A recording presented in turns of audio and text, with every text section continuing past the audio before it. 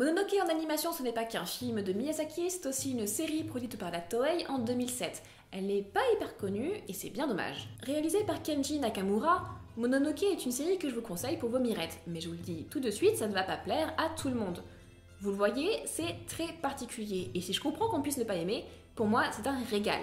Le parti pris graphique est très clairement inspiré des estampes japonaises. Les grands aplats, les couleurs et les textures qui évoquent l'encre absorbée par le papier de riz, les perspectives faussées et les symboles. On voit aussi l'influence du théâtre japonais dans la mise en scène et les décors, dans les ouvertures et fermetures de paravents qui marquent le découpage en actes des épisodes, et dans la voix du narrateur. Si on n'est pas un peu déjà familiarisé avec cette esthétique, ça peut être dérangeant, mais c'est ça aussi qui est bien d'être dérangé. Je pense notamment à ces décors très chargés en détails et en couleurs, sur lesquels les personnages se distinguent à peine, si bien qu'on a du mal, parfois, à percevoir l'avant et l'arrière-plan. Généralement, en animation, on a souvent des personnages plus détaillés que le reste, pour qu'ils puissent ressortir. Là, on a l'impression inhabituelle que tout est à plat, sans profondeur, comme dans de l'animation en papier découpé. Ce qui est marrant en sachant que Mononoke est un mélange réussi de 2D et de 3D. On est souvent tenté d'aller regarder le décor en détail plutôt que de se concentrer sur le personnage principal et l'action, et comme si ça ne suffisait pas, le style évolue un peu d'une arche narrative à l'autre. La première a des couleurs assez délavées, tandis que la seconde est très surchargée et place, en plein milieu de son décor, une référence à la peinture européenne du début XXe siècle, tandis que la toute dernière est beaucoup plus influencée par l'art déco. Comme la lisibilité de l'action se trouve un peu limitée, à mon avis, par ce parti pris graphique, Mononoke trouve d'autres solutions pour compléter sa narration. La série fait un grand usage des mouvements de caméra, mais aussi du symbolisme, ce qui fait que certains épisodes demandent à être vus plusieurs fois pour être bien compris et appréciés. Le travail réalisé sur le son est également très important pour créer l'ambiance de mystère et de crainte. Mais Mononoke, ce n'est pas qu'un bel objet visuel ou une expérimentation intéressante. De quoi ça parle ? On suit l'apothicaire, un personnage sans nom qui voyage à travers le Japon en portant sur son dos une armoire à pharmacie. Dans cette dernière, des médecines bien sûr, mais aussi une étrange épée à tête de singe qui ne sort de son fourreau qu'à certaines conditions. L'apothicaire, en effet, est en réalité un chasseur de démons. Il perçoit les ayakashi, des esprits ou fantômes japonais évoluant entre deux mondes, et en traque un type en particulier, les Mononoke, des esprits vengeurs qui hantent les humains, les poussant à la folie ou la mort. Pour dégainer son épée et exorciser l'esprit, l'apothicaire doit d'abord découvrir la forme du Mononoke, sa vérité et sa raison, en d'autres termes son aspect, les circonstances de son apparition et ce qui le motive. Les épisodes sont donc des histoires d'enquête, de mystère et de suspense, avec une pointe d'épouvante. Tout est très structuré. À chaque fois, l'apothicaire se retrouve dans un huis clos avec quelques autres personnes d'horizons différents. Se produisent des manifestations surnaturelles qui alertent et inquiètent les personnages, à l'exception de l'apothicaire qui prévoit l'apparition du Mononoke. Il recherche alors parmi les personnes présentes lesquelles ont pu provoquer la naissance de l'esprit vengeur.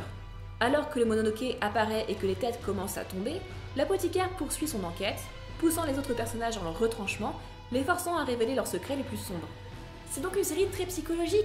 L'apothicaire finalement passe moins de temps à protéger les gens et à combattre les démons qu'à essayer de faire parler les personnages pour démêler le vrai du faux.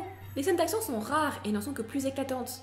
Mais on est vraiment là, je trouve, pour les personnages qui peuplent les différentes arches. Ils sont très intéressants et connaissent tous un grand développement à mesure que l'apothicaire les cuisine.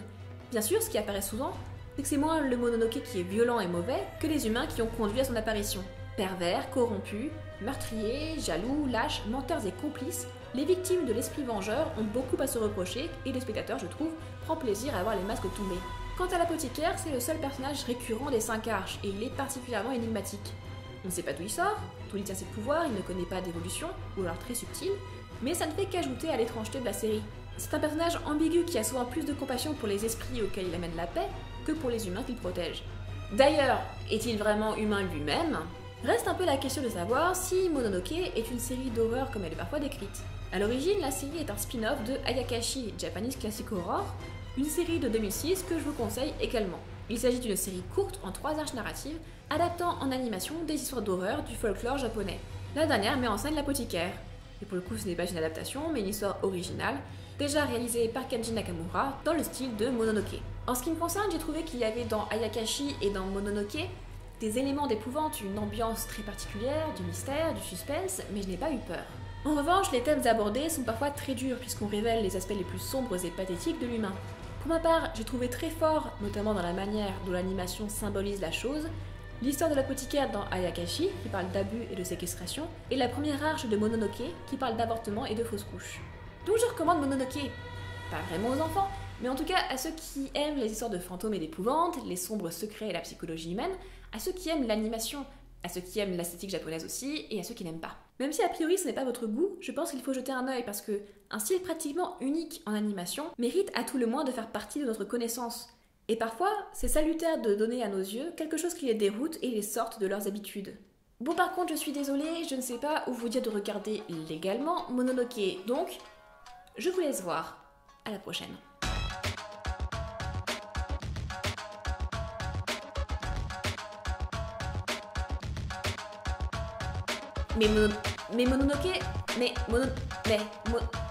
En ce qui me concerne, j'ai trouvé qu'il y avait dans Ayakashi et dans Mononoke.